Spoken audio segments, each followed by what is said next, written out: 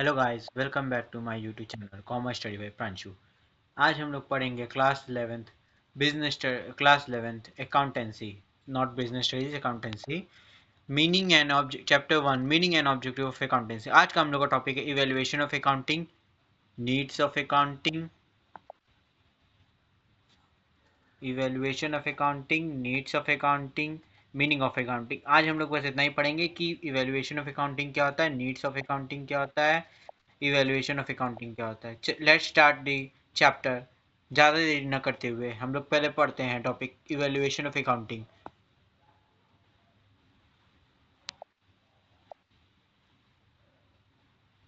Evaluation of accounting, evaluation of accounting मतलब कि पहले के समय में अकाउंटिंग कैसे होता था। The history of accounting is an old civilisation. The second seats of the history of accounting is old age civilisation. मतलब हिस्ट्री ऑफ अकाउंटिंग जो है वो ओल्ड सिविलाइजेशन है। The seats of accounting were most likely first shown in Babylonia and Egypt around 4000 BC, who recorded transaction of payment of wages and tax on clearing tablets। मतलब कि पहला जो seats of accounting पाया गया बेलोनिया और Egypt में around 4000 BC में के अराउंड। हु रिकॉर्ड मतलब पहले वो रिकॉर्ड करता था पेमेंट ऑफ मतलब वेजेस पेमेंट करना और टैक्स देना, क्लियरिंग टैबलेट्स। ठीक। In Babylonia, known as City of Commerce, accounting were used to uncover losses occurred due to fraud and inefficiency। जो बेलोनिया है में कि कॉमर्स तो सिटी ऑफ कॉमर्स कहा जाता है, अकाउंटिंग करते थे use to uncover losses occurred, मतलब अनकवर लॉसेस होते थे अकर्ड फ्रॉड या इनफिशिएंसी की वजह से। In Greece accounting was use to maintain records of revenue and receive treasures. जो ग्रीस में अकाउंटिंग यूज होता था मेंटेन करने के रिकॉर्ड्स को और रेवेन्यू को रिसीव करने ट्रेजर्स में।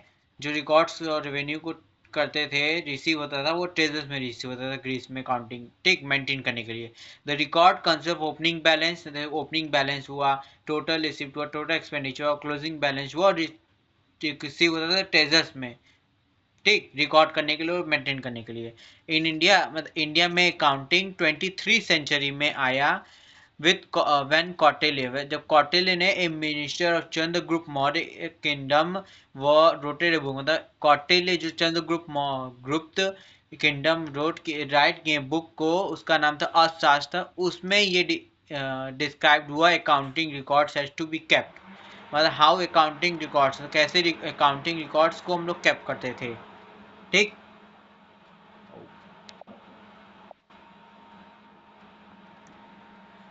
इसमें देखो 3 फेजेस थे।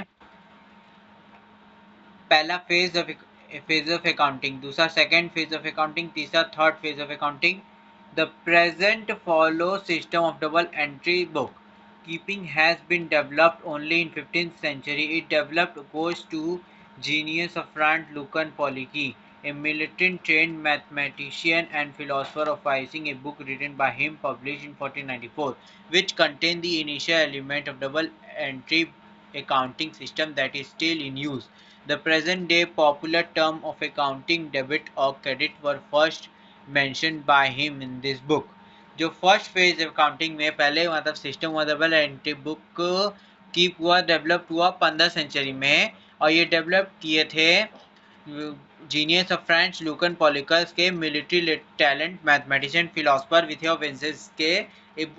ये बुक लिखे थे, पब्लिश किए थे 1494 में कि initial element of double entry accounting system that is still use in today, मतलब अभी भी यूज होता है double entry accounting system.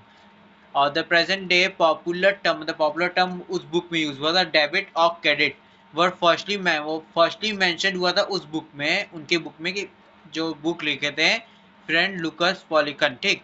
Second phase of accounting. In second phase of accounting, the concept of financial accounting based on double entry principle came to be recognized with the advent of joint stock company, where ownership was separated from the management. Owner provide capital for the business and appoint manager to run the business under the supervision and guidance। जो second phase of accounting थे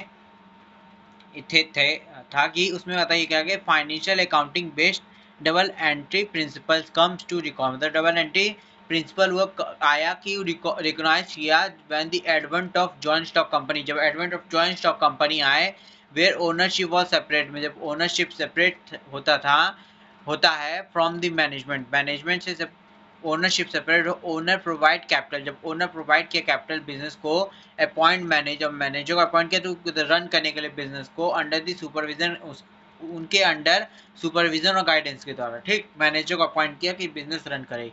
third phase में ये आया कि the third phase accounting information was generated to help the management decision making, जो third phase में था accounting information जो था वो जनरेट हुआ हेल्प मैनेज करने के लिए, डिसीजन मेकिंग के लिए। दिस न्यू डायमेंशन डेवलप, ये नया डायमेंशन डेवलप हुआ 20th सेंचुरी में, इसको हम लोग कहते हैं मैनेजमेंट डिसीजन, डिक which has contribute to a lot to improve the quality of management decision, ये सब लॉट हुआ कि मैनेजमेंट डिसीजन कैसे होगा। अब हम लोग पढ़ेंगे नीड्स ऑफ अकाउंटिंग। पहले आप लोग ना पिछले वाले का स्क्रीनशॉट ले लीजिए या वीडियो पॉज से उसको लिख लीजिए। आई होप आप लोग ने इसका स्क्रीनशॉट ले लिया होगा या वीडियो पॉज से उसको लिख लिया होगा। अब मैं पढ़ूंगा आगे।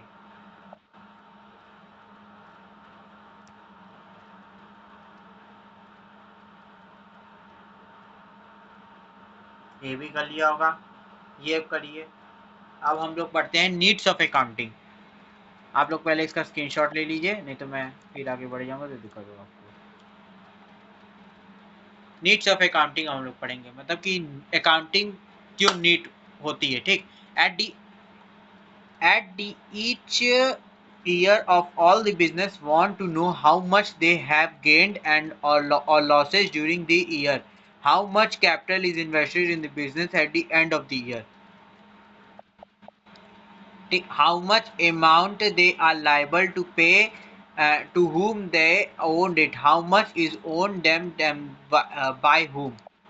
मतलब कि ये लाइन करा कि जब and of the account year, each year में जब बिजनेसमैन मतलब बिजनेसमैन जानना चाहता है कि वो कितना उसको कितना प्रॉफिट हुआ, कितना लॉस हुआ बिजनेस में, तो ये हाउ मच कैपिटल इन्वेस्ट, कितना कैपिटल इन्वेस्ट हुआ बिजनेस में, कितना गेन हुआ, कितना प्रॉफिट लॉस हुआ एंड ऑफ द ईयर के, how much amount they are liable to, मतलब कितना लाइबल होना चाहिए पे करने के लिए, how much they owned it, कितना वो ओन्ड किए, how much is owned them and by whom, कितना ओन्ड हुआ, कैसे हुआ उनसे। तो हम लोग अकाउंटिंग बनाते हैं इसलिए कि हम लोग को पता चले कि हम लोग कितना प्रॉफिट हुआ, कितना लॉस हुआ, हम लोग कितना कैपिटल इन्वेस्ट किए, हम लोग कितना ओन्ड हुआ था, कितना हमको मिला, किससे कितना मिला, इसलिए हम लोग अकाउंटिंग मेंटेन करते हैं। आई होप आप लोग ने इसका स्क्रीनशॉट ले लिया होगा और वीडियो पास उसको लिख लीजिएगा।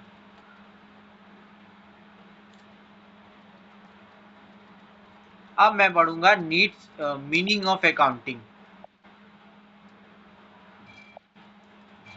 Meaning of accounting, accounting is often language, accounting is an often language of business, मतलब accounting जो है वो often language of business का था। the basic function of any language is to communicate, जो basic function of any language जो था वो communication था। the accounting communication the result of business to use or of accounting information to enable them to make reasonable decision, जो accounting था, तो accounting communication जो था रिजल्ट करता था बिजनेस को टू यूजर्स को कि accounting information to enable them to make reasonable, accounting information जो रीजनेबल डिसीजन ले सकें। To communicate the information accounting follow a systematic process of recording, classifying and summarizing numeric business transaction resulting in creation of financial statement। ये मतलब to communicate करना कि मतलब information को accounting follow किया कि सिस्टमैटिक प्रोसेस हो ऑफ रिकॉर्डिंग करना, क्लासिफाई करना, समराइज करना न्यूमेरिक बिजनेस ट्रांजेक्शन के लिए result in creation of financial statement में, ठीक।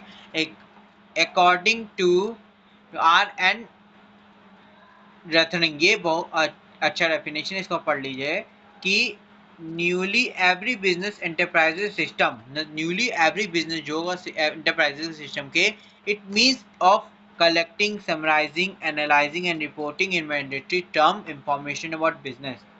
मतलब कि अकॉर्डिंग आर एन एंथनी ये कहते थे कि नियरली जो एवरी सारे बिजनेस जो सिस्टम एंटरप्राइज सिस्टम थे वो फॉलो मीन्स करते कलेक्टिंग करते थे, समराइज करते थे, अकाउंटिंग को कलेक्ट करते थे, एनालाइज करते थे, रिपोर्ट करते थे इन मैंडेटरी टर्म्स में, इंफॉर्मेशन अबाउट मतलब इंफॉर्मेशन लेते थे बिजनेस का कि मतलब हम लोग को प्रॉफिट हुआ, गेन हुआ कि लॉस हुआ और कितना कैपिटल लगा, ये सब इसलिए। ठीक,